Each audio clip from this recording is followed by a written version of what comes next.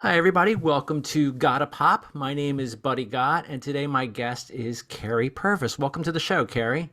Thanks so much for having me. Oh, my pleasure. For those who don't know, Kerry was on the show a few months back, and we had a lot of fun. We had fun because we mixed it up. We talked about a TV show that we loved, and we talked about music that we loved. And in that case, we talked about the old classic TV show Barney Miller, and we talked about the legendary musical group the Bee Gees. And we wanted to do something similar today, so we picked another TV show, and we picked a music artist that we love. And the TV show is Quantum Leap, and for those who don't know, there have been two versions of Quantum Leap. There was the original, which ran from 1989 to 1993, and then there's a reboot or a continuation in some way, in a lot of ways, of that, which started in 2022 and is just about to wrap up its second season. So we're going to talk about Quantum Leap, and then we're also going to talk about the legendary and incredible Alanis Morissette, who I know Carrie's a big fan of. Mhm. And why don't we? Well, first of all, I want to tell people a little bit about you, Carrie. You're a music lover. You're a TV lover. I know you love Star Trek. You write online, Mhm. and I have a podcast called Muppet Profiles, and my husband and I, Justin, we used to do episodes more regularly. Now it's well, it comes and goes, but we really enjoy that. It's the Muppets are another thing I love. But yeah, I write on Medium. I write about music, TV, ADHD, and a bunch of other random things. I really enjoy random random things. we have very Yeah, yeah. I'm a One thing I librarian love that you by started day. recently was the Make It. I'm sorry, your publication about Star Trek. Yes.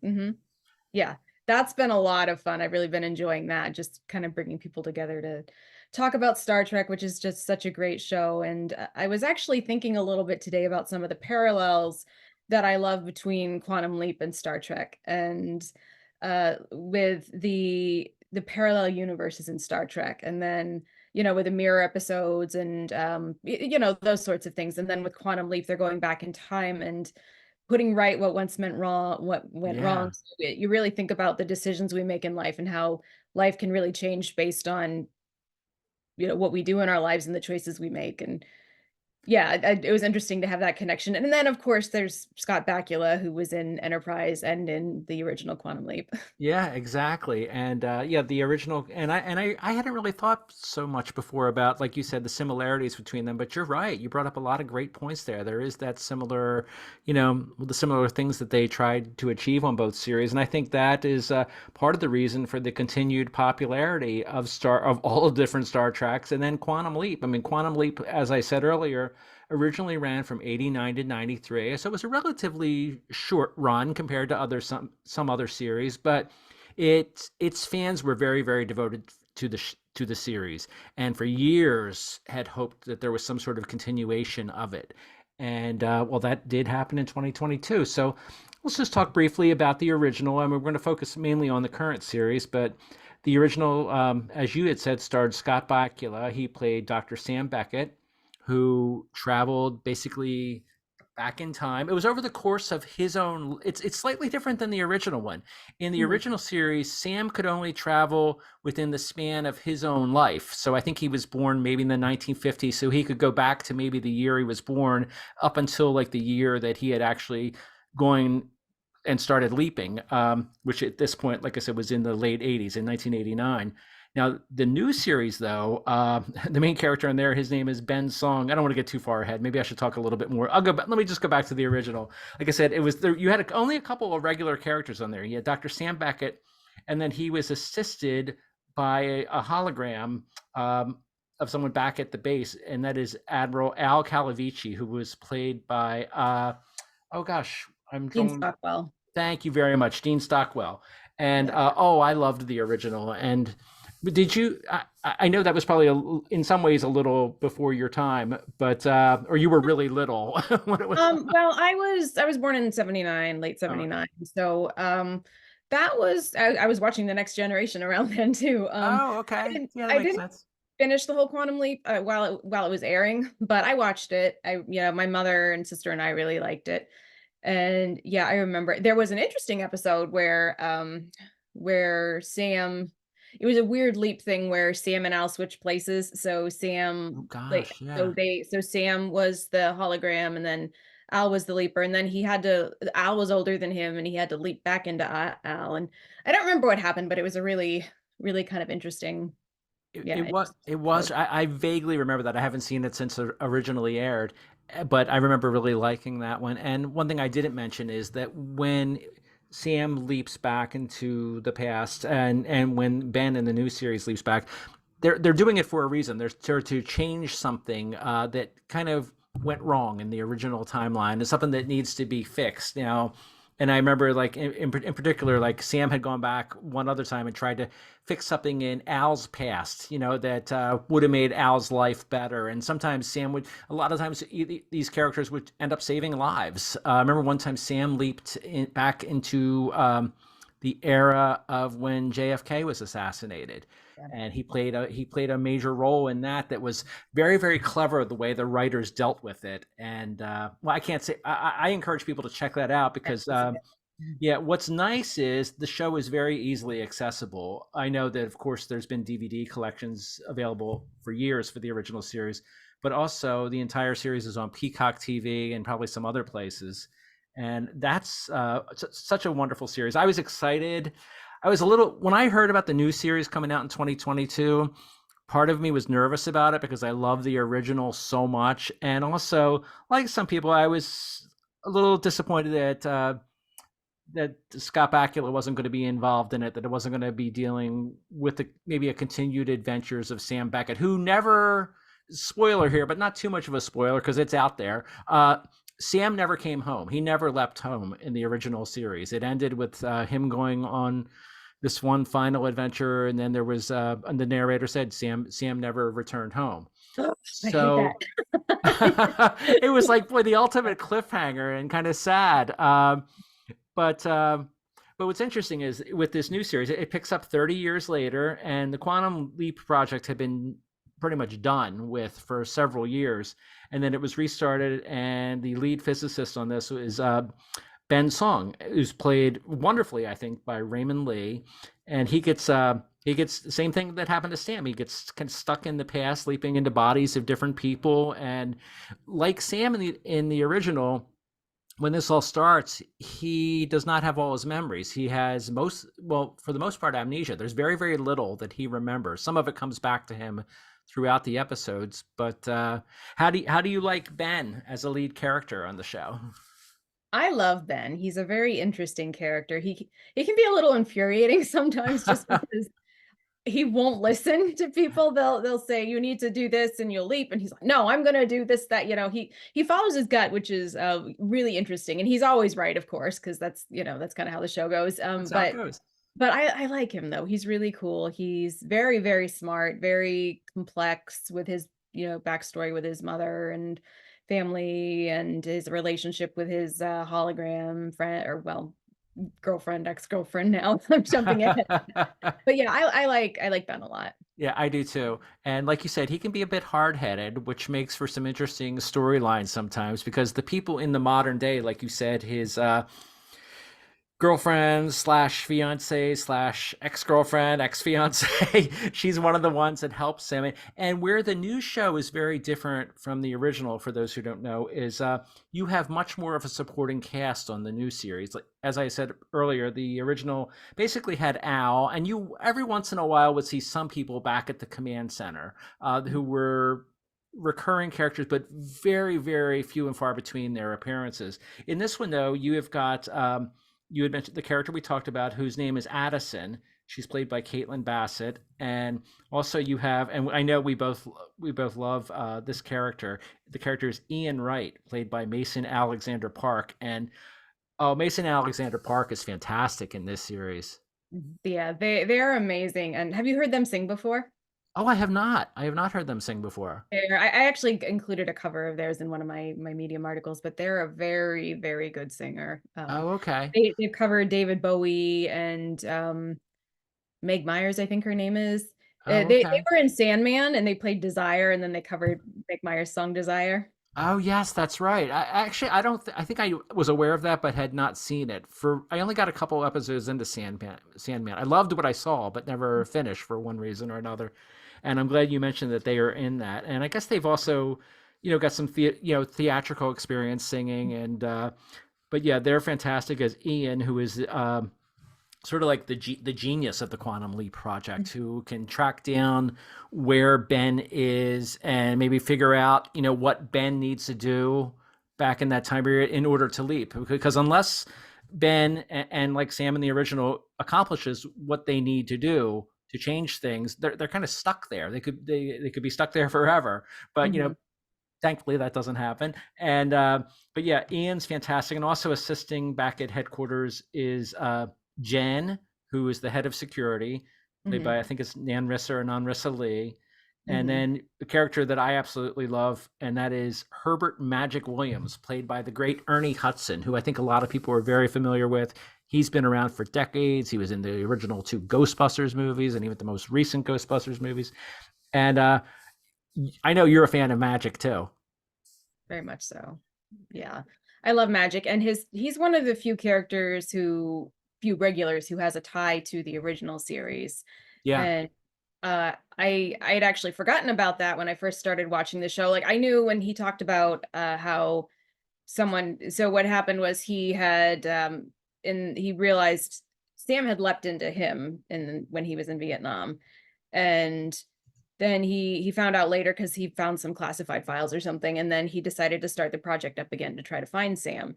And to see the flashback to him remembering um when Sam leapt into him, it's interesting to hear that story and why he started it up again, and to have that backstory, and his connection to in the first season. There's some connection to Al. Well, actually, quite a bit actually. There's Yeah. Al the hologram. Dean Stockwell had passed away at that point, but he has a connection to Al's wife Beth and their daughter Janice, and just sorry, I don't know if I'm getting ahead here, but it's just No, no, no, it's fine. It's yeah. hard to, this is the perfect show to get ahead and maybe get behind on, because we'll just move back and forth like in time like they do. Exactly, yeah. Yeah, but I do the same thing with it. And the first season was really, the first season and the second season have been significantly different in a lot of ways as far as the storyline goes. And I can't remember where I read this, but I had read an interview with one of the producers and writers of the show where they said that when they had, I believe that there was a big change in the showrunners, like Mhm. right not long after the first season started. And I don't know specifics around that. I don't know if somebody was fired or not, but they had started off with this whole storyline that also involved, like you said, Al's daughter. Mhm. And I think they decided pretty early on that they weren't too crazy about that, but they were committed to it, so they had to Yeah. follow it out. And I think and actually between the first season, I'm reluctant to say too much about certain things because I encourage people to check these out. I don't want to give away things, but between the Right. first season and the second season, there's a 3-year gap, so things have kind of very much rebooted. Mhm. And yeah, the but we mentioned Magic, and if you want to check out Magic in the original series, Kerry had recommended the episode to me the other day. It's in the third series. I'm sorry, the third season of the original series, and it's a 2-part episode called The Leap Home. It was the first and second episodes of that season, and Magic is in the second one. But watch both of them because I watch they're both. yeah, Yeah. they're connected. And Scott Bakula he's always outstanding in the series, but he's especially outstanding in those, I think. Yes, I agree. Yeah, just fantastic. And I don't know if I covered. Oh, well, there's some other characters too. I mentioned that we mentioned the main cast, and it has changed between the first and second season. Like I said, in the first season, you saw Janice, who was the daughter of Al, and boy, I don't know how much we can say about this character, but there's a different leaper in the first Oh, season. he's so good. He's so I good. I know he's really good, and I know you So were good. excited to talk about this. Oh, by the way, Yeah. Kurt, you see my cup? It's a cat I cup. love your cup. That's so cute. It's B positive. Oh, that's so cute. I thought you might like. We're both cat lovers, folks, and Yeah. Oh, that's so cute. And are you wearing your WKRP shirt? I am. I need WKRP in Cincinnati shirt. One of my Nice, favorite nice. shows ever. Great Just show. got it. So thanks to my wife Lisa for this early birthday present. And but yeah, Leaper. Yeah, let's talk a little bit about Leaper. Well, I don't know how as much as we can talk about Leaper X. How much can we talk about Leaper X? Yeah. Um, hmm. Well, Usually, folks, the only person that we know even had the capability of leaping through time was Ben, and of course Sam before him. But Ben is off on a couple of his different adventures in various episodes where he keeps running across someone else who he knows is leaping as well. Yeah. And Yeah, when the reveal, I was shocked. The reveal episode, I did not see mhm. it coming. I remember Justin was watching it with me, and I was like literally, hand over my mouth, just like sitting there, like for a couple minutes, just like, what is going on? Like, Yeah, it was um, so unexpected, and just the way I feel like that last season they really kind of brought everything together really well. Like, I there think were so too. some things that weren't quite, like, the Janice storyline was, it wasn't Yeah, bad, but it could have been maybe a little better. But the Leaper X was just brilliant. yeah. Leaper X was brilliant. So, folks, if you haven't seen the series yet and check it out, be on the lookout in particular for that storyline. And Yeah, I agree with you about Janice. I was really excited when Janice was brought into the series. As I said, she was recurring. She was in a good chunk of the episodes, but not all of them. She was this very mysterious character at first who you weren't sure what her motivation was, whether it was good or bad, whether she wanted to, thwart what was going on at the Quantum Leap. I keep saying Quantum Leap headquarters, but I don't know what else to call it. But with the whole project, the Quantum Leap project, um, yeah, I wonder if her storyline relates to what I said earlier about how maybe there was some reluctance to continue with the original plan of the series, and maybe that's why she is not a part of season two. maybe. Yeah, I think my big problem with her was just, and it's not even her really, it was just the writing where she just kept stonewalling people, and they're like, what's going on? I don't want to Yeah, tell you. I don't want to tell you. And she had a reason for it, but looking back now, like I feel like she didn't have to hold back as much as she did. yeah, Um, I I don't, agree. yeah, and it got to a point where it was almost annoying, where Yeah. it was really hard to see, like, okay, is she on their side? Because she's just not being helpful at all. So, No, yeah, and not the nicest person. Like she even put her mother in, I think, physical jeopardy at a couple of times. Well, maybe I'm wrong about the physical jeopardy, but I remember she was not the most honest person with the people in the Quantum Leap project or with her own family. And like I yeah, said, I was excited at first because she was Al's daughter. I loved Al from the original series, and well, nothing against the actress who played her. She was fantastic in the role, she but I was think, great. Yeah, yeah, and I think that you're right. I think it was the writing. Maybe they just didn't have that all meshed out as well as they should have. yeah, definitely. I will say one thing about Leaper X. I love the whole. I think I can say this without giving too much away. How there was a comment made about him being like the Terminator. Oh, That was. yeah, I think I yes, can say that. I don't think that yeah, I gives think away. so. Yeah, absolutely. Yeah, that doesn't give away too much. Yeah, Leaper X was a fantastic character, and well, yeah, Walter Perez was so good in that role. yeah. Do So you know him from other things? I don't know I if I do. I don't actually. Yeah, I don't think I do either. I think I read his resume on IMDb, but I don't remember seeing him in anything else. But yeah, he's great, especially the last episode. Yes. Oh, so, Oh, that was so good. so So good, good. I so know we're good. being vague, folks, but we're talking about TV shows. I think you probably prefer us to be vague. We don't want to say too much That's about your show, so yeah, but yeah, so like I said, there was a gap between the first season and the second season, like a 3-year gap, and it's been pretty interesting. It's gone off in different directions than I was totally expecting, and you've had some new characters introduced, and uh okay, well, I'll say a little bit without giving away too much. There's a new character on there named Tom who is he's on just about every episode. I think he's someone new in Addison's life, uh, and I wasn't sure at first whether I liked him or trusted him.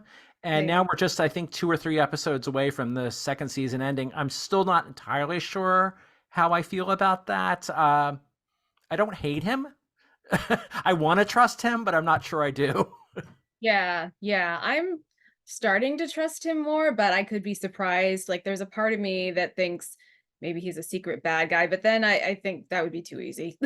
Yeah. Like, that would just be too easy.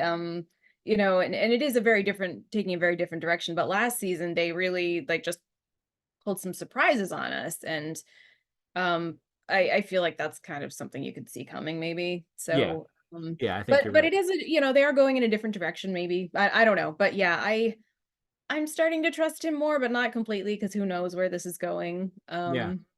I do think this season is much more character driven and relationship driven. And I don't know if, like, normally I like that, but I don't know if it really works for me so much with this season. But like I was saying to you before we started, I feel like the show is at a pivotal point where something big is going to happen. I think you're And right. I don't know what it's going to be. It's either going to be really awesome or I will not be that impressed. I don't know, but I'm excited to see where it goes. Yeah, So I am that's, too. yeah. Yeah, and I don't know how affected Quantum Leap was by the two big strikes that happened last year. You had the writer's strike that affected, movie and TV productions, And and I think the actor's strike. And I Mhm. think what was a benefit for us Quantum Leap fans is I think they started shooting season two pretty much after they finished season one. So we started getting new episodes again. It was either in November or December, I think, for season two, while Mhm. most new series haven't even started up their seasons yet because everything's been delayed. And I don't know if that's why it's a shorter season too, because first season was over 20 episodes, wasn't it? Yeah, I was watching a video with or an interview with Caitlin Bassett Addison, and they were saying something about how they were trying to make 13 episodes. It was supposed to be 18, but they were trying to put it in 13. So I don't know if the writers, if the strikes had something to do with that, where they couldn't complete everything. Right. No, Yeah, it's so hard to say. it's a possibility. Yeah. Yeah. Yeah. And like you, it's different. I've enjoyed it for the most part, but there is in particular, well, a couple storylines that are you have to pretty much the original series and even the first season to a large degree you could tune into any episode and kind of figure out what's going on. They were very self-contained. I mean, yes, you had underlying storylines, but this one there is some like a couple of ongoing things, and I'll bring this up because it's something you can even see if you see TV commercials advertising it. There's a recurring character in this whose name is Hannah, who was played by an actress named Eliza Tyler. I'm sorry, Taylor. And we first see her as a waitress in New Mexico in like 1949, and that's in one of Ben's leaps. And then a couple episodes later, he leaps, I think, some a little further ahead into the 1950s, and you see Hannah again. And Hannah has become this recurring character in almost every episode this season. And yeah, that they form this really interesting and I don't know, just kind of deep relationship with each other because she Yeah. becomes I don't want to say too much, but there's a connection there, Yeah. and it's It's a lot. It's a, complicated. But yeah. would you say It's complicated. It's a complicated is yeah. yeah not a very accurate word there, and I've enjoyed the character, and that's another thing too where I don't know. I mean, it's intriguing. I'll be really curious to see how it wraps up. And just like you said, Carrie, I'm either going to probably be knocked out of my socks at the end of the season by things that happen, because I wonder, is Hannah doing things in the modern day as an older, probably senior citizen that's Mhm. affecting, maybe even the Quantum Leap project? Because she is isn't she? She's a scientist herself. I believe her character becomes a scientist over time, Mhm. and yeah, it's been cool. It's been different, but it's Yeah. Yeah, one thing I think, what I would really like to see is, I feel like we haven't really seen a lot of Jen this season. Like, we've mhm. seen her, but we haven't really, last season they kind of would have episodes where they focused on, the people back at headquarters. They would, focus on an aspect of their story a little bit and talk about it. Like with Jen, there was her relationship with her father. But maybe I'm forgetting, but I feel like they kind of have, she's been sort of sidelined, I guess. I mean, she's in Yeah, every episode, but she's not really getting her own story. And she's not. They, so there were some complications with Ben's leap, and there's what am I trying to say here? So like Ian has something to do with it. Like Ian didn't complicate it, but Ian had to they had to shut the project down when they couldn't Right. find Ben in those 3 years. and Ian found a way to bring it back, but it was kind of shady, I guess. Like it was things he Yes. was supposed to they weren't supposed to do. And but I don't know about you, but I feel like they've kind of like dropped that a little bit because I want to know why was there a problem? What's going on? And I feel like they've kind of focused more on Ben and Hannah and these other things. And I want to know what happened there. Yeah, I do too. And I'm glad you brought that up because that's something that I had almost forgotten about because that was Yeah. mostly alluded to at the start of this second season, where I think I can't remember if Ian's girlfriend was involved in that somehow, or not his girlfriend, but there's another woman too that we saw who was involved in this sort of shady thing, but then it Mhm. was just dropped, and we haven't. The focus has been more on I think Ben and this other character Hannah, and other Mhm. things that are going on have been going on rather. And yeah, maybe they've had a little bit too much going on in this series. And just like you said, I'd love to see more of Jen. She's a really good character. I love We've barely Jen. seen her at all this season. Mhm. I Yeah. liked I liked what they did. Believe it was in the first season where at one point she actually went in to she became the hologram helping Ben out in one situation. I can't remember the storyline, but I remember she was in a courtroom at some point. Yes. But yeah, that was really good, and we got to learn more about Jen. And I mean, she's cool because she's tough, but she has a soft side too. And I like the connection between her and Ian too, because it seems like he will confide in her Mhm. in ways that he won't with the others. Yeah. And Magic's had that's another one too. They've touched upon things that have been going on with Magic because we realize not a big spoiler here, but that Magic has developed a drinking problem, I guess, between the seasons, and I don't know if I can't remember if it was He part of. already had one. I think it was one that he was doing better, but then he got stressed out with what happened. Yeah, I think you're Drinking right. again. Yeah. But that's another thing too. I would have liked to have seen touched more upon, and I realize it's complicated. Well, that episode they had with him where during the LA riots where he was Hmm. like that was intense. That was a That was really intense. that was Yeah. really you really got a glimpse into magic there. That was a very real episode, I think. Like you really saw like some very raw emotion there, I think, from magic. And I liked that. Yeah, I like that too. And I liked how when this second season started, you saw the others, not just Addison, going in occasionally to help Ben out. They were his holograms, and I was kind of hoping that was going to continue more and more. I can understand how they wanted to get back to. I'm not going to again, probably not give it. I don't. Well, I'm just going to say. I mean, Addison was his main hologram in the first season. She's not so much towards the beginning of this one, but now she's back to being the main hologram again. So, but it was nice to see the others occasionally get more involved in the storyline. Particularly, go Oh, go ahead. ahead. Oh, I I was was just gonna going to say, say Ian. yeah, Ian. I love Ian being involved. Ian's my favorite character, I think. Ian's Ian's a just great character. yeah, yeah. I so I guess we can't really give too much away with this either, but what did you think about when Tom was the hologram?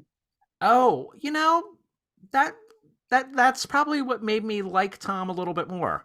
Me too. Yeah, because I wasn't sure how, like I said, how much to trust him and what I thought about him. I might as well, if you're watching or listening to this, you're probably a fan of Quantum Leap. You probably know the things that we're talking about. So basically, I'll just say that Tom is the new romantic love interest for Addison, who had been engaged to Ben originally, and then something happened where she thought that they were never going to be in contact with Ben again. So Yeah, she thought he was dead. she thought Yeah. he was dead. So she moved forward with her life and, subsequently got involved with Tom. And so naturally, I'm not going to like the guy. I love Ben, and I love Ben and Addison together. It was there was some really touching moments in the first season between them. Yeah. It's the great relationship, I think. And yeah, again, I still don't know if maybe I want to trust him. I want to think he's a good guy, but I'm still not 100% sure that he's a good guy. I agree. Yeah. And we really got to see an interesting side to him though, like a very vulnerable side to him when he and Ben met. And they kind of like, Ben was not happy to see him because he figured out this is the guy who took my Yeah, fiance. And right. but they really kind of came to a place of understanding, I think, and empathy and respect. So Yes, I agree. Yeah, yeah. I mean, I don't know if they liked each other, but they respected each They other, and respected each there other, was a yeah. kindness there, so I like Yeah. that. And Hannah's in that episode too. Oh, yes, that's right, that's right. Mhm, Yes, and I had to recall which one that was, but, mhm, yeah, I know exactly which one you mean, and, yeah, Hannah was in that one, and, you mentioned how, Ben did grow to respect Tom, and that's one of the things I like about Ben, and I think they've made Ben such a great, well-rounded character where the end of his relationship with Addison hit him so very hard. I mean, he's out there leaping. He doesn't even know if he's going to get home. And one of the things that he always held on very tightly to was the fact that he would hopefully someday be returned and be with Addison again, and they could, get married and live their lives together. And then for him, like the gap between that 3 year gap was nothing. For him, he did one leap, and I think he might like just a short period of time happened mhm, before things resumed. So he had no idea it was 3 years in the timeline of the people back in the project, and it was hard for him. And yeah, to the fact that he was able to have those interactions with Tom and develop a respect for him tells a lot about the character. mhm. He's just a good person. Ben's a Yes. very good person. And I think he really sees the best in people, and he's got a big heart, I think. Sometimes that can be a detriment to him, I think, because Yeah, I think you're right. that's the whole reason he started leaping. I won't get into that too much too, but like he it was not planned. No. Something he decided to do himself, and that Yes. just kind of Someone else was supposed to be the leaper, and he was supposed to be involved with the project in a totally different capacity. mhm, But yeah, yeah, something big happened. yeah, yeah. So I think sometimes he follows his heart, which is great, but then he doesn't really think it through, and then he winds up in situations that maybe aren't the best. But Exactly. yeah, but I like Ben. I like Ben a I like lot. Ben a lot too. And well, another person we both like is a singer named Alanis Morissette. Yes. And I know you are a big Great fan. segue. Yeah, thank you. And yeah, as far as I know, she has never traveled in time, but I don't know That everything about her. that would be cool if she did. I mean, Wouldn't it she'd though? be cool. Alanis going back in time. Well, wait a minute. Actually, have you seen the video for Reasons I Drink? No, I I have don't not. Little time travel in there? Sort of. So, this is we're not talking about Quantum Leap, so I can say this. Yes. So she's plays a character who goes to an AA meeting, and there's all these different people there, and she's playing a bunch of different people, and one of them is the Alanis from the Ironic video. So Oh, she's get wearing out of the here. same clothes. Yeah. Oh, nice. Yeah. Oh, that's pretty cool. That's Yeah. really So cool. sort of time travel, maybe. And that song I know was from one of her most recent studio album, Mhm. which came out a couple years ago. And let's just say what that was it such lovely forks in the road or such Such lovely or pretty forks or something like that. yeah, you're right. It's such pretty forks in the road. And that's a great album. But why don't we start at the very beginning of her recording career? I, like a lot of people, wasn't aware of her until Jagged Little Pill came out, and that was her first like worldwide released album. That was in I think 1993, and Mhm. that of course had hits on it like You Ought to Know, Ironic, Hand in My Pocket, You Learn, Head Over Feet, All I Really Want. Those were the singles, but like every other song on there was fantastic too, and a lot of them ended up getting a lot of radio airplay, even though they weren't singles. But that was the third album. But she had two more before that that I think most people haven't even heard. Canadian, yeah. Yeah, and I know. Were you familiar with that music when it was new, Carrie? Because I know you're a fan of it now. No, no, I didn't know about it. And I live in Maine. I'm not far from Canada, but Well, that's what I no, was wondering if maybe you had, like maybe you got access to Canadian radio or something where you might have yeah, heard her. we do actually here, yeah, but yeah, no, I wasn't familiar with it, but it's so funny to see her during that time period because it's not the Alanis you think of in 93 with the long hair and angry and Yeah, is very bubblegum pop Alanis with the big hair, the big 80s hair and yeah. dancing and she's a good dancer. She's a And really good dancer. uh, Uh, uh, yeah.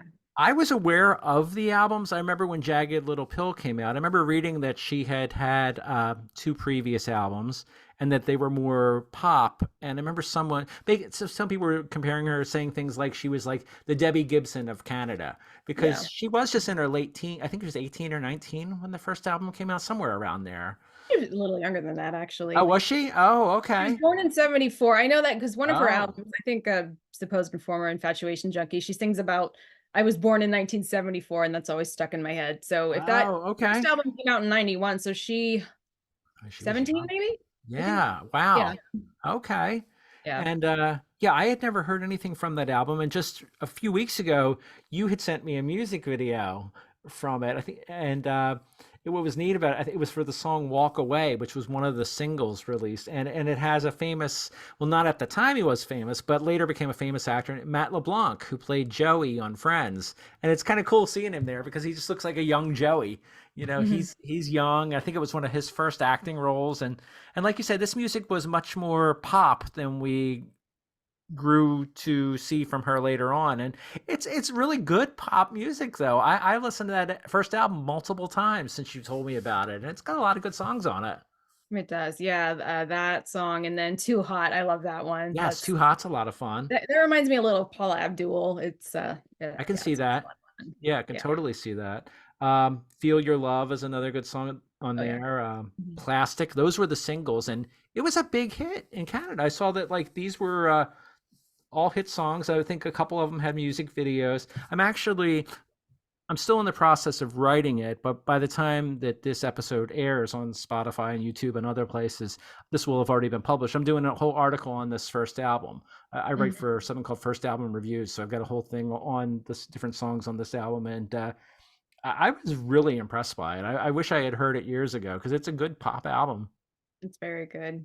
Yeah, I hope they'll reissue it. I That would hope just so be really too. cool. It not to get too off topic, but it makes me think of it's not the same sound, but Tori Amos had an album like that a lot of people don't know about before her first like big album. It was she was part of a band called Why Can't Tori Read?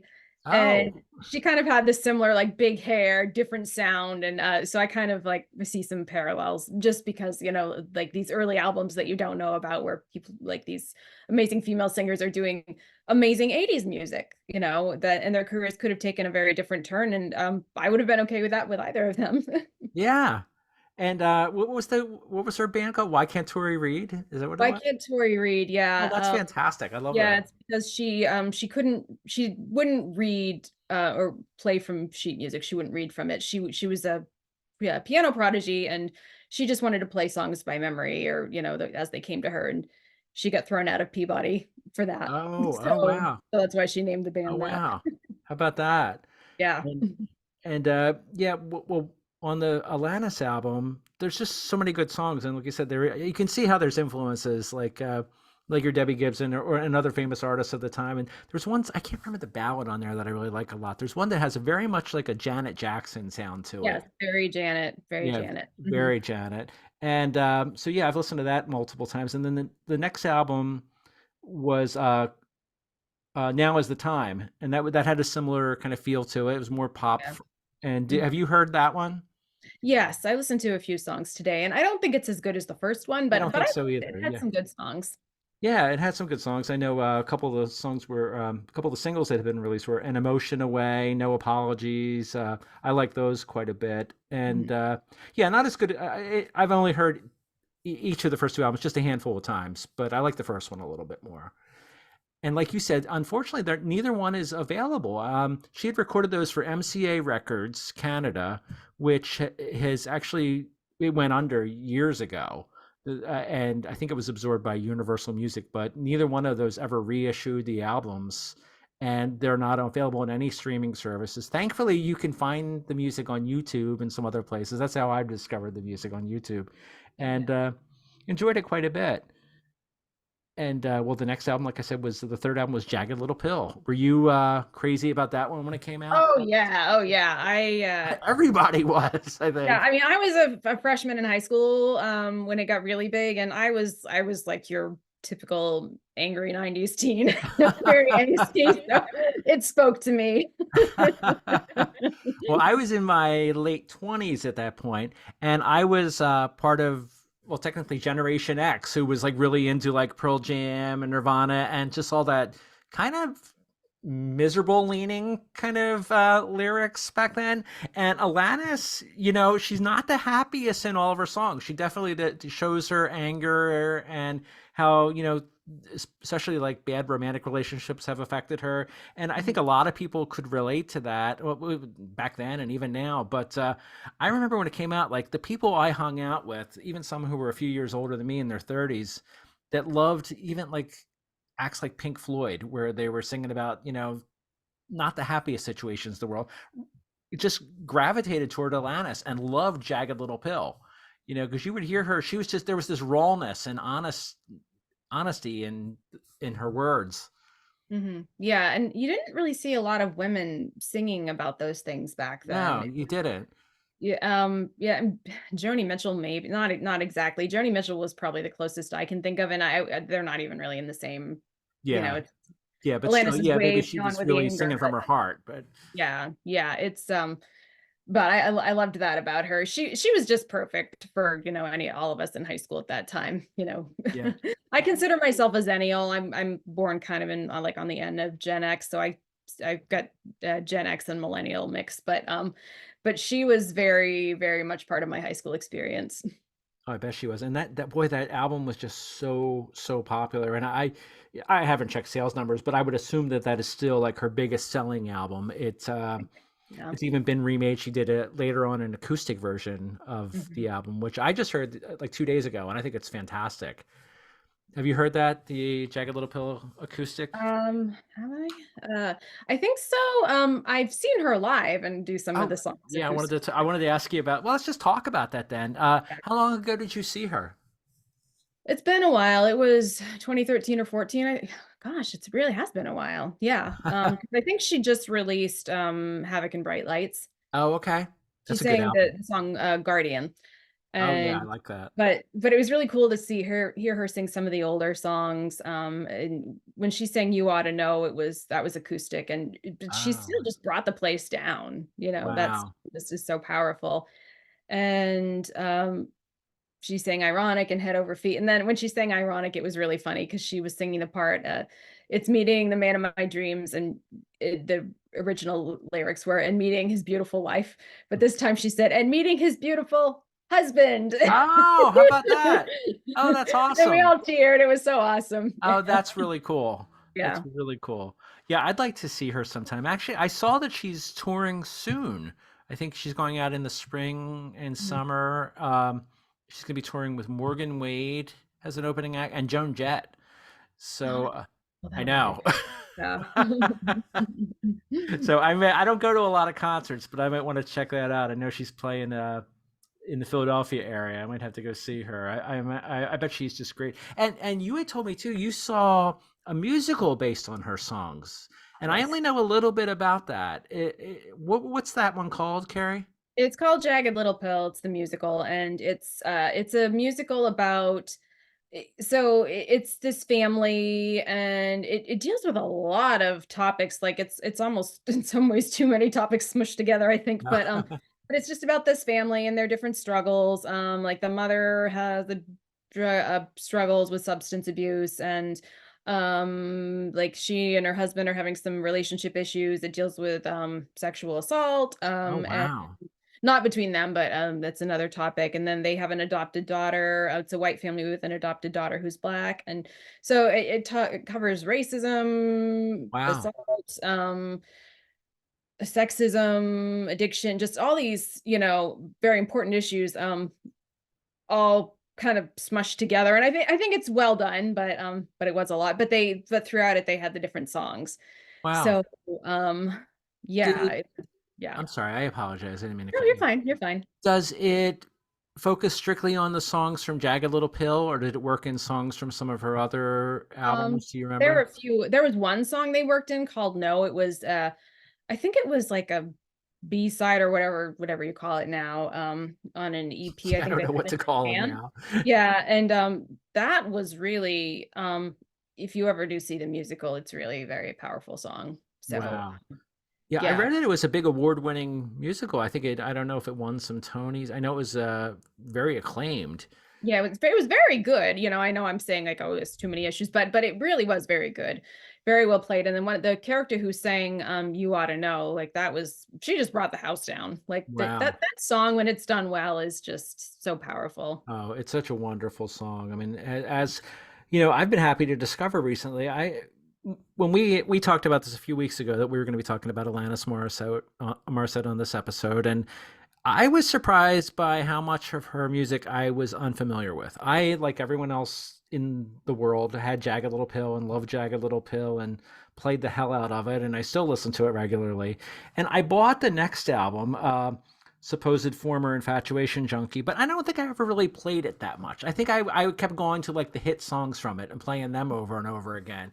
And and then as time has progressed, even though I know her albums have sold well, very, very well, she hasn't had like the radio hits, and maybe I was kind of out of the loop with like the music she's put out. And now I've heard all but one album, and honestly, there hasn't been any that I've disliked. It's just one great song after another. I mean, some of obviously I like more than others, but she's just consistently so entertaining, and she's grown so much, I think, as a musician and a songwriter. I know the one album you mentioned that you said you saw, I guess, during the tour. I guess that was which one, Carrie? Havoc and Bright Lights. Yeah, I know. From what I understand, some of the songs on there were inspired by her at that point becoming a recent new mother. I Yeah. think Guardian is even one of them. And yeah, I mean, she just keeps growing and she's still incredibly entertaining. I just right before we recorded this today, I mentioned that she put out a song just last year that I was unaware of until about 2 hours ago called No Return. And that's from the was included on the Yellow Jacks series, which is a big thing on Showtime, which I still want to see. But it's great. It's got this haunting music, but it still rocks. It's Alanis in 2023, and I was totally there for it. Yeah, really, really good stuff. Yeah, good Yeah. stuff. Yeah, she's had some really great albums. I listened to Supposed Informer Infatuation Junkie when I was in college. I played that a lot. But then after that, I had a few of her albums here and there, but I only really liked one or two songs. Like Hmm. with Under Rug Swept, I really only listened to that song. But listening to it now, there's so many more songs I appreciate. And I had So Called Chaos. Everything was my favorite song. I Oh think yeah, everything was on the album. Yeah, but I didn't really appreciate the other songs either. So I'm kind of rediscovering those and seeing how great they were. But yeah, I kind of she kind of fell off the map for a while for me too. And I'm glad I've been learning and rediscovering her old music and discovering the new stuff too. It's the newer stuff that I'm saying newer stuff, but I mean like post Jagged Little Pill stuff. yeah. No, and that to me, yeah, to me, it's new too.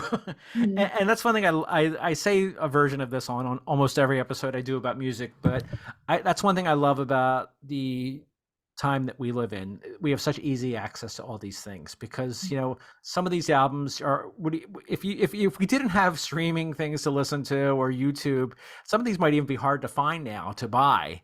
Mhm. Probably went out of print in terms of CDs or vinyl, and now it's just, you want to hear something, boom, it's right there. And Mhm. yeah, like you, the only song that I knew from Under Rug Swept was that main song. Hands, is it Hands Tied? Is Clean. that what it? It's Yeah. clean. Yeah, Hands Clean. Yeah. Okay, I was close. I knew there was something going on with Had hands. hands, yeah. They were clean tied off hands. But yeah, that's a good song. And in that, she does say the line "Under Rug Swept," and that's a cool tune. And yeah, the ones that came after that, I really was totally unfamiliar with, like So-Called Chaos. And I just recently started listening to Flavors of Entanglement from 2008, and that's got Mhm. quite a few good songs on it too. Torch, I love that song so much. Just Yeah. I heard that. I'm like, where was that song when I went through all these, I went through a breakup in college. I would have loved that song back then. It was so relatable. Her singing about her pain with her breakup with Ryan Reynolds. And it's a Yeah. wonderful song. It really captures like the how you feel after a breakup and just the sadness of the moment. It's yeah. She's such a good songwriter, and I think sometimes that gets lost when people talk about her. She's not just like the the angry singer from the 90s who was upset about a relationship with apparently Dave Coulier from Full House. Uh, Yeah. but she's such a talented songwriter. She touches upon all different kinds of emotions and experiences that she's gone through. I didn't know until recently that she was even with Ryan Reynolds. I guess they were they engaged even? I know it was a pretty serious Yeah, relationship. I think everything was about that actually, because I think she was thinking about him, how he saw every part of her and he still loved her even though she wasn't perfect. And I love that song too. But yeah, Yeah. they were pretty serious. Wow. Yeah, Yeah. there's one I like on is it that album? In Praise of the Vulnerable Man. That's the one from Flavors Entanglement I like too. And there's just some good tunes there. Um oh, and Giggling Again for No Reason. That's a good I think song. that's a good Yeah. tune. And it was shortly after that that she put out the Jagged Little Pill acoustic that came out in 2005. Havoc and Bright Lights. Like we said, that's got some good songs on it. Guardian's a great song. I like Lens. That's a good Hmm. song too. Yeah. Oh And yeah. Oh, Woman Down, that's a so go good ahead. song. Woman Down. I really like that song. Oh yes, yes, Yeah. that's a very good song. Yeah. I'm going to when I this episode is probably going to go up in like mid-February, something like that. But I'm going to write a piece that's going to have a Spotify playlist with a lot of these songs we're talking about. So if you're curious about that, I'll include a link to the notes here, folks, on YouTube, Spotify, and all the places that this show is available. Yeah. What? Oh, did you oh, did I don't sorry, I'm interrupting you today. No, no, go ahead. Do you remember like so I'm curious if you observed this as well. We talked about this before the show, but something I've noticed with her songwriting is that a lot of her songs are lists where Yes. Oh, like yeah, we did talk yeah, about that. yeah, where like all I really want, it's all the things she wants. Torch is all the things she misses about Ryan Reynolds. There's a lot on Supposed and Former Infatuation Junkie where she lists things like that I would be good. She lists all these things where things that she'd be good even if she gained 10 pounds, even if she got Yeah. down. So there's that, and then there's lists. They're a big thing with her. Yeah, and that had not struck me until you said that. And then I was hearing it more and more as I've continued to listen to her albums because this has been the main thing that I've been listening to for the past 2, 3 weeks. It's mostly been all Alanis. And I still don't know these albums quite as well as I would like to because, it takes a while for an album to really sink in. It's Yeah. great to hear something once and be struck by it, but especially someone like her who has such wonderful lyrics that are not just about rhyming, to find a good rhyme. She, like you said, she'll have lists sometimes and things that are very personal to her. I wish that she would someday, I don't know if she's ever done it. I don't think she has, but to write an autobiography or, write some sort of book. Really cool. Yeah, it'd be really cool. One thing Yeah. that I thought that she did recently that was really cool was I guess I don't know how long she's been into it, but she loves meditation, and she put out an album in 2022 that is music for meditating. It's called "The Storm Before the Calm," and I just love the fact that she did that because someone as popular as her, you know, a lot of popular artists would think, well, I'm not going to make a lot of money out of that. No, radio stations aren't going to play the songs on it, but she did it anyway because it's something that she's passionate about. And I meditate. I like to listen to music as I meditate, and it's a good album. If you are into meditating, you like to listen to music as you meditate. Check out "The Storm Before the Calm." It's really good. Yeah, I have to listen to that still. I think meditation is something I should take up. It's you mentioned I can't remember if you mentioned it during the show or before we started recording, but it's I know it's something you write about. You have ADHD. I have ADHD as well, and for me, meditation's helped a lot. It helps me. Well, it helps me focus better, and which is a big problem for those of us who have ADHD. Yep, it's true. Yeah, yeah. So yeah, that's a good album. And I didn't realize until just yesterday that she had put out an EP at the end of last year with Christmas music. Did you know about? Yes, I did. Yeah, I didn't listen to the whole thing, but there were a few songs I enjoyed from that. Yeah. Yeah, same here. I listen to it more out of curiosity's sake, especially now in February. Mhm. But it's called Last Christmas. It only has four songs. Yeah, happy. She covers "Happy Xmas," "War Is Over," the John Lennon song, "Little Drummer Boy," "What Child Is This," and "Last Christmas." And yeah, it's very good. If you want to check out something a little different in terms of Christmas music, you have that. And she's also had songs. We talked about this off the air too, that have not been on her regular studio albums, that have been singles or B-sides that are pretty cool. One was very popular early on. It was from the City of Angels movie soundtrack, and that was "Uninvited." Yeah, That's a great tune. very good song. Yeah. Very, very good song. And we mentioned this one too. It's from her unplugged, I guess it was the unplugged "King of Pain." She covers the Police's "King of Pain."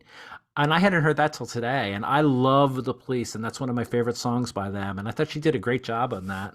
I thought so too. I really liked it. And one other one we talked about too was what was the one you sent me? Oh, The you just Fergie sent cover, which one? the cover of the Fergie song. Yes, yes, that was great. That was so good. I what is it? My humps or my bumps? What My is it? hump. Yeah, Yeah, my my hump. bumps. Yeah, well, Bumps yeah, on my my hump. goofy head.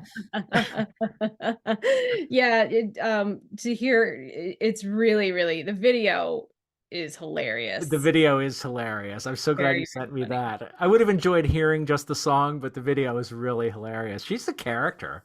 She is. She She is. is. She's very funny. What was the movie she? I know she's done multiple acting roles over the years, but what was the one? Um, Dogma? she Did was you ever in see? Dogma. Yeah. Yep, she was also in DeLovely. She played a singer in that. Oh, She sang the I've Let's never Fall in Love seen song. that. Honestly, I didn't really care for it that much, but the music was great. I Oh, thought the music okay. was excellent. Yeah, But and she was good in that. yeah, she's you can see in her music videos too that she is a character, and she's a good actress as well. She's made some very entertaining music videos. There was one even I think I said from the second album, and I've got so many papers here. I'm gonna lose sight of it here, but there was one where she played this character. I guess she played herself watching an old movie on the TV, and then she was the lead in this movie, and it was. It was pretty clever. It was, folks, just look it up. Look up that, look her up on YouTube. You'll find it. Right. Gosh, that was really unhelpful, buddy. But thing that I liked too that I had found was her doing "On the Road Again" with Willie Nelson, the Mhm. legendary Willie Nelson song. That's really cool. Yeah, much slower version of the one that Willie made famous many years ago. But it was cool hearing them sing together. That's one thing I've discovered I really like about her a lot too is she'll try all different kinds of things. She will. Oh, I forgot to ask you about this. Have you heard her? She was on a couple of songs with Dave Matthews on his which album was that? Like his third album, I think. It Oh, was the really? Yeah, she was on Don't Drink the Water, that song, and then she was really good in that. And Oh, wow. Boone, I think the name was the other song. Oh, I'm completely unfamiliar with that. I'll check it Good. out.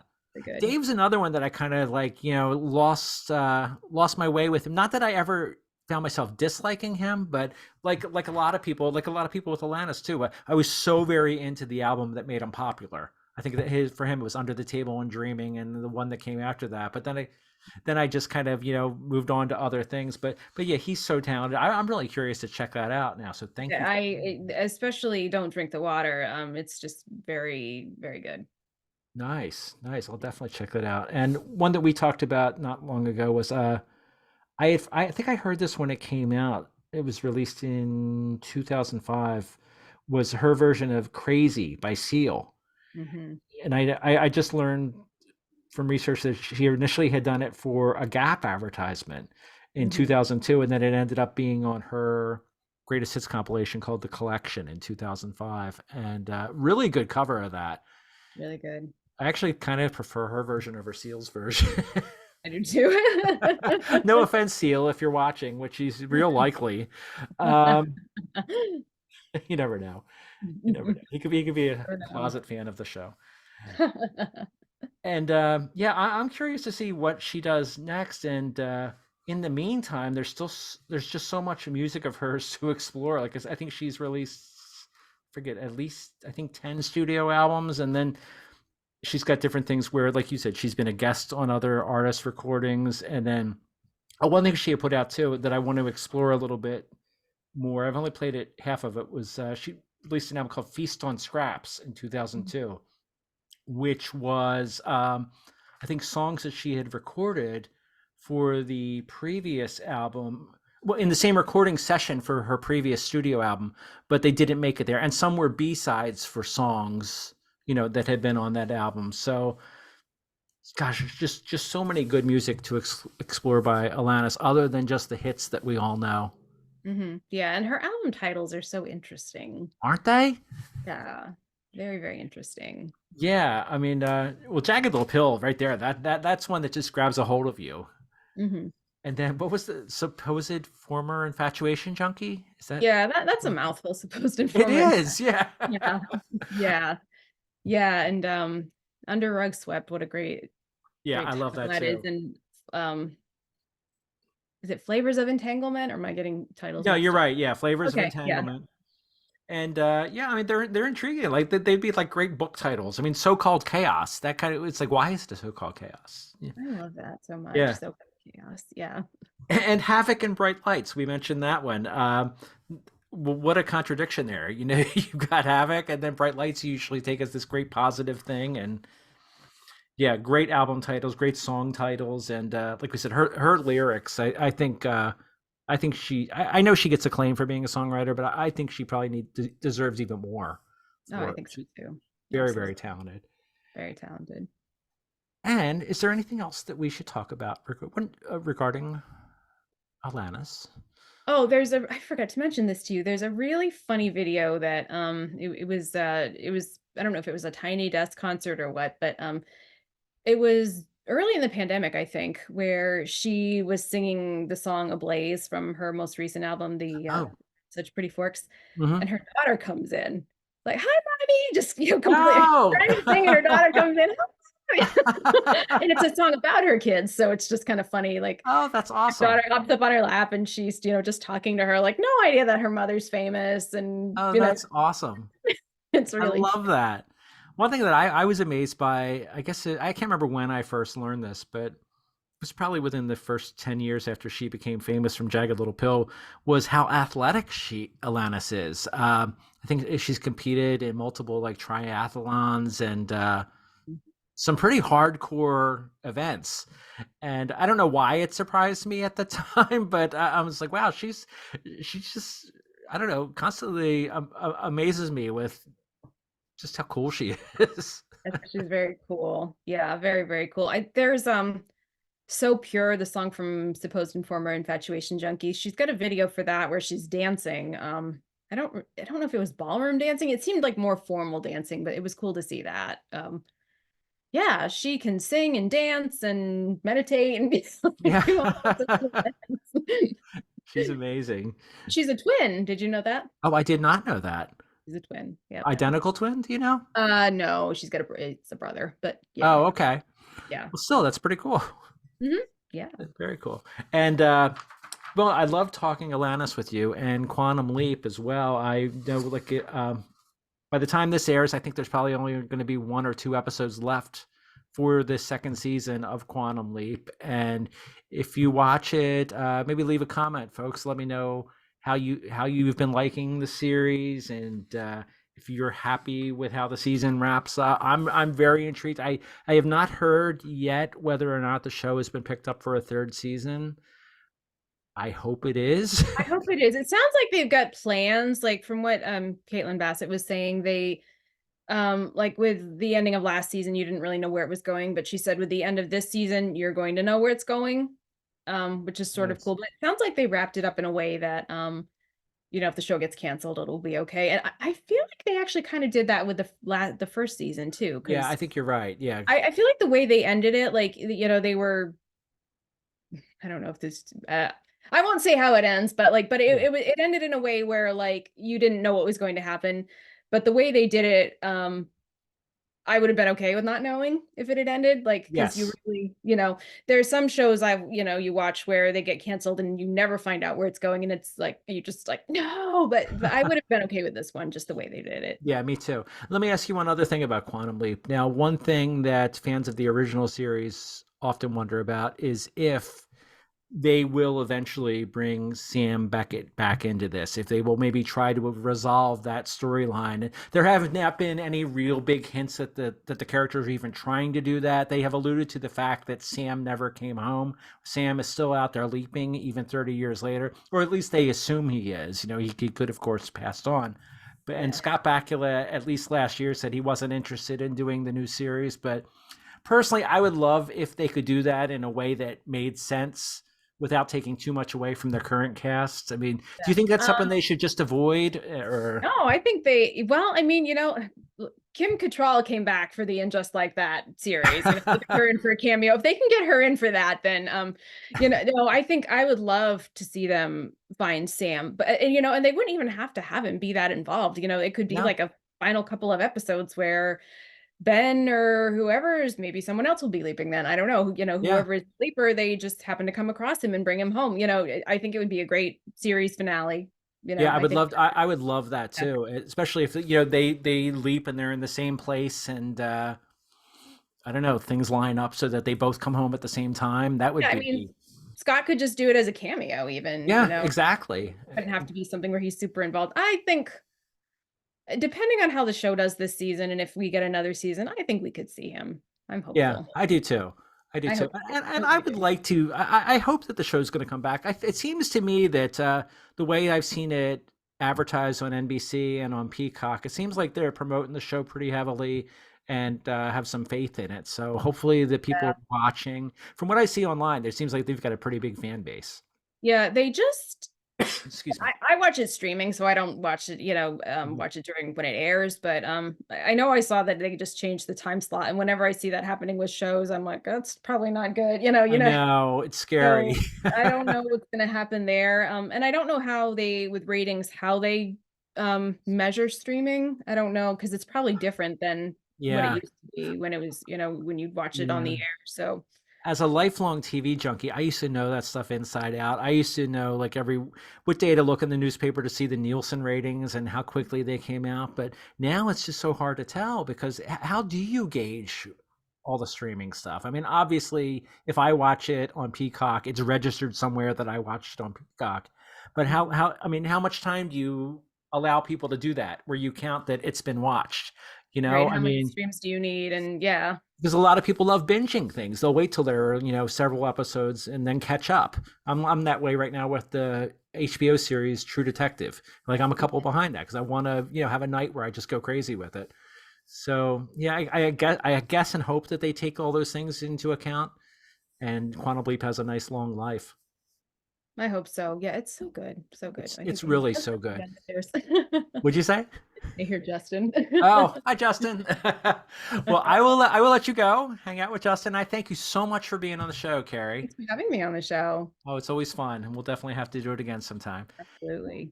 And my friends out there, thank you so much for being a part of Gotta Pop today. I hope you enjoy yourself no matter what you're doing today. Have fun. Have Take fun, care, everyone. everyone. Bye.